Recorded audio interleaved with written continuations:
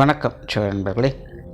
2026 மே மாத கிரக அமைப்புகளின்படி துலாம் ராசிக்கான பலன்கள். மே மாத கிரக அமைப்புகளை பொறுத்த வரைக்கும் ஒரு சாதகமான நிலைகளாக தான் இருக்குது. இந்த 2026 ஆரம்பித்ததுலேருந்து இந்த கூட்டு கிரக அமைப்புகளால் ரொம்பவுமே கொலாப்ஸாக இருந்த நிலைகளில் இந்த ஏப்ரல் மாத நிலைகள் அப்படிங்கிறது ஓரளவுக்கு கொஞ்சம் ஸ்டெபிலைஸ் ஆக ஆரம்பித்தது. அதனுடைய தொடர்ச்சியாக இந்த மே மாதமும் பார்த்திங்கன்னா கிரக நிலைகள் ஒரு சராசரியான நிலைகளுக்கு வந்திருக்கு. குறிப்பாக இந்த மே மாதம் பார்த்திங்கன்னா மாதத்தின் பிற்பகுதிகளில் மாத கிரகங்கள்னு சொல்லக்கூடிய சூரியன், புதன், செவ்வாய், சுக்கிரன் 4 கிரகங்களுடைய பெயர்ச்சியும் இருக்குது. அதாவது செவ்வாய் மீன ராசியிலிருந்து மேஷத்திற்கு ஆட்சி நிலையில் பெயர்ச்சி ஆகிறாங்க. சூரியனும் புதனும் மேச ராசியிலிருந்து ரிஷபத்துக்கு பயிற்சி ஆகிறாங்க. சுக்கிரன் ரிஷபத்தில் ஆட்சி நிலையிலிருந்து மிதுன ராசிக்கு பயிற்சியாக குருவோடு சேர்க்கைப்படுறாங்க. ஸோ இந்த மாதம் சுபகிரகங்கள் சொல்லக்கூடிய குருவும் சுக்கிரனும் இணையக்கூடிய நிலைகள் அப்படிங்கிறதும் இருக்குது. ஸோ இந்த மாத கிரகங்களுடைய பயிற்சிகளும் ஒரு நல்ல நிலையாகவே கருதப்படுது. அதனால் இந்த மே மாதம் குளோபலாக பார்த்திங்கன்னா பெரிய அளவில் எந்த ஒரு பிரச்சனையும் இல்லாமல் ஒரு சுமூகமான மாற்றங்களை நோக்கி நகரக்கூடிய மாதமாக அமையும். அது ஒரே ஒரு விஷயம் என்ன அப்படின்னா, இந்த மே மாதத்தில் சீதோஷ்ண மாற்றங்கள் அப்படிங்கிறது அதிகமாக இருக்கும். அதாவது மழையினுடைய தாக்கமும் அதிகமாக இருக்கும், வெயிலினுடைய தாக்கமும் அதிகமாக இருக்கும். அதுலேயும் குறிப்பாக சொல்லணும்னா மாதத்தின் முற்பகுதிகள் மழையினுடைய தாக்கம் இருக்கும், மாதத்தின் பிற்பகுதிகள் வெயிலினுடைய தாக்கம் இருக்கும். ஸோ இந்த அமைப்பானது பூமியினுடைய தட்பவெப்ப நிலையை கொஞ்சம் கொலாப்ஸ் பண்ணும். ஸோ இதனால் உடல்நல ரீதியாக கொஞ்சம் தாக்கங்கள் அப்படிங்கிறது இருக்கும். அதனால் இந்த மாதம் கொஞ்சம் ஹெல்த் கான்சியஸாக இருங்க. குறிப்பாக குழந்தைகளும் முதியோர்களும் கொஞ்சம் கூடுதல் கவனம் தேவை இந்த உடல்நல விஷயங்களில். அதுக்காக ரொம்ப பேனிக்கெல்லாம் ஆக வேண்டியதில்லை. எல்லாம் சின்ன சின்ன அசௌகரியங்கள் தான். அதாவது நார்மலாகவே தொடர்ந்து வேலை செஞ்சுக்கிட்டே இருக்கும்போது அது எவ்வளோ சிரமம் கொடுத்தாலும் அந்த வேலை முடிகிற வரைக்கும் ஒன்றும் தெரியாது. ஆனால் முடித்ததுக்கப்புறம் இப்போ ஓய்வு எடுக்கலாம் அப்படிங்கும்போது தான் எங்கெல்லாம் பெயின் இருக்குது, எங்கெல்லாம் எப்படி பிரச்சனை பண்ணுது அப்படிங்கிறது தெரியும். ஸோ அப்படி தான் கடந்த 3 மாதங்கள் அப்படிங்கிறது எல்லா ராசிகளுக்குமே ரொம்பவுமே ஸ்ட்ரெஸ்ஃபுல்லாக இருந்தது. விஷயங்கள் காரியங்கள் தான் மாறி மாறி இருக்குமே தவிர ஜென்ரலாக எல்லா ராசிக்காரங்களுமே ரொம்பவுமே மன அழுத்தங்களோடு தான் இருந்துட்டு வருவாங்க ஏதோ ஒரு விஷயங்களால். பட் இந்த மாதம் அப்படியெல்லாம் இல்லாமல் கொஞ்சம் ரிலீஃபை கொடுக்கக்கூடிய விஷயங்களாக அமையுது. ஸோ அதனால் இது வரைக்கும் கொஞ்சம் அறக்க பறக்க இருந்த நிலைகளில் இப்போ கொஞ்சம் ரிலாக்ஸாக மாறுறதுனால அதனுடைய பாதிப்புகள் அப்படிங்கிறது தெரிய வரும். ஸோ இப்படி தான் இந்த உடல்நல ரீதியான பிரச்சனைகள் அப்படிங்கிறது வெளியே வருது. அதனால் ரொம்ப பெரிய அளவில் பேனிக் ஆக வேண்டாம். சீதோஷ்ண மாற்றங்கள் அப்படிங்கிறதும் கொஞ்சம் இருக்கத்தான் செய்யுது. பட் அதனாலலாம் பெரிய தொந்தரவுகள் இல்லை. கொஞ்சம் ஹெல்த் கான்சியஸாக இருந்துட்டிங்கனாலே இந்த மாதம் ஒரு சாதகமான மாதம் தான். ஸோ ஜென்ரலாக இந்த மே மாதம் ஒரு சுமூகமான நிலைகளில் தான் இருக்குது. இனி தனிப்பட்ட முறையில் உங்களுடைய ராசிகளுக்கு என்ன மாதிரியான மாற்றங்கள் இருக்குது அப்படிங்கிறத பார்க்கலாம். துலாம் ராசிக்கு இந்த மாதம் உங்களுடைய ராசிநாதன் ராசிக்கு அஷ்டமஸ்தானத்தில் ஆட்சி பெற்ற நிலையில் சஞ்சாரம் செய்கிறாங்க. மாதத்தின் பிற்பகுதியில் ராசிக்கு 9ஆம் இடத்துல குருவோடு சேர்ந்து சஞ்சாரம் செய்வாங்க.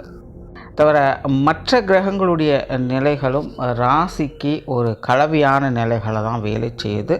ஸோ கிட்டத்தட்ட துலாம் ராசியை பொறுத்த வரைக்கும் இந்த மாதம் முழுவதுமே ஒரு விபரீத யோக அமைப்புகளை தான் செயல்படும். அதனால் துலாம் ராசியை பொறுத்த வரைக்கும் இந்த மாதம் அலைச்சலும் உண்டு, ஆதாயமும் உண்டு அப்படின்னு தான் சொல்லணும்.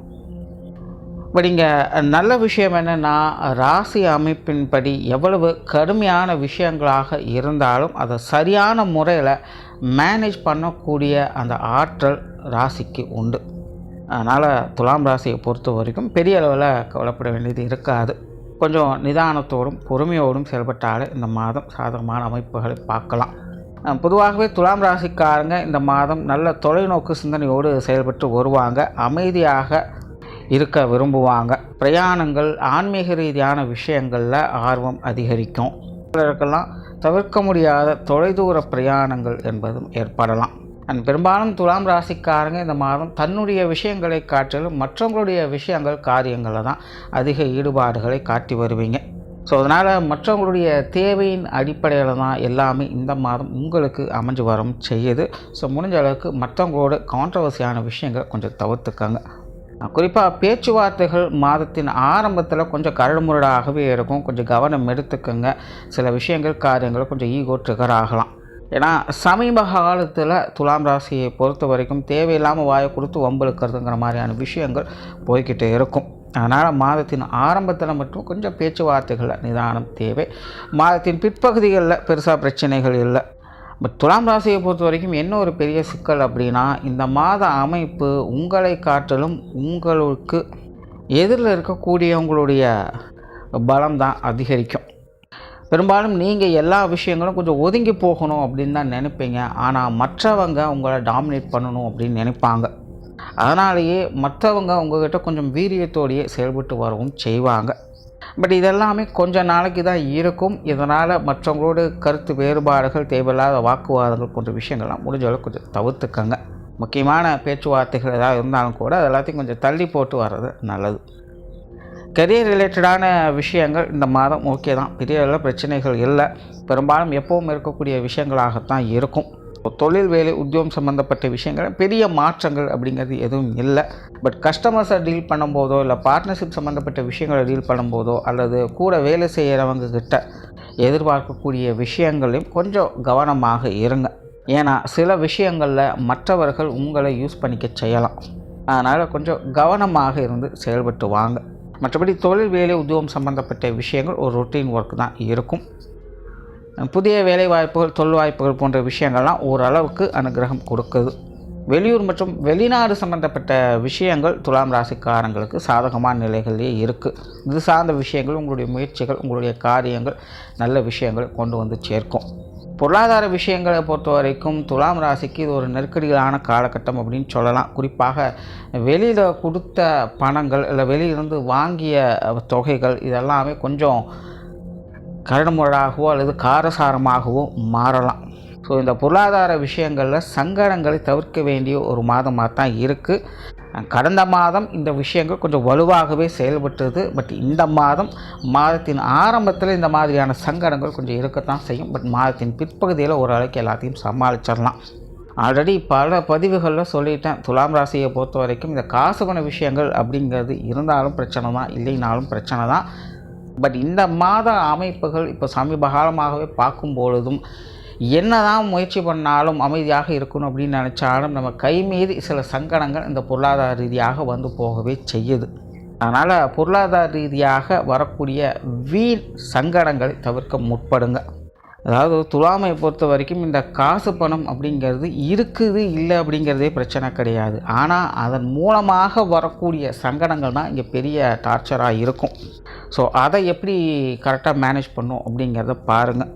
அதுவும் மாதத்தின் ஆரம்பத்தில் இந்த சிக்கல்கள் இருக்கும். மாதத்தின் பிற்பகுதியில் இது ஓரளவுக்கு கொஞ்சம் சாதகமாகவே அமையுது. சொத்து சுகங்கள், வாகன ரீதியான விஷயங்கள் கிட்டத்தட்ட அப்படி தான். இது சார்ந்த விஷயங்கள், காரியங்கள் கொஞ்ச நாளைக்கு தள்ளி இருக்கிறதே நல்லது. குடும்ப விஷயங்கள், காரியங்கள் இந்த மாதம் ஒரு கலவையான நிலைகளில் தான் இருக்குது. கொஞ்சம் ஏட்டிக்கு போட்டியான விஷயங்கள் அதிகமாகவே இருக்கும். பல விஷயங்கள் நமக்கு ஒத்து வந்தால் அவங்களுக்கு ஒத்து வரதில்லை, அவங்களுக்கு ஒத்து வந்தால் நமக்கு ஒத்து வரதில்லை அப்படிங்கிற மாதிரி தான் போகும். குடும்ப விஷயங்கள், காரியங்கள், குடும்ப உறவுகள் சம்மந்தப்பட்ட விஷயங்கள்லாம் கொஞ்சம் சூழ்நிலை தகுந்த மாதிரி அனுசரித்து போய்க்கங்க.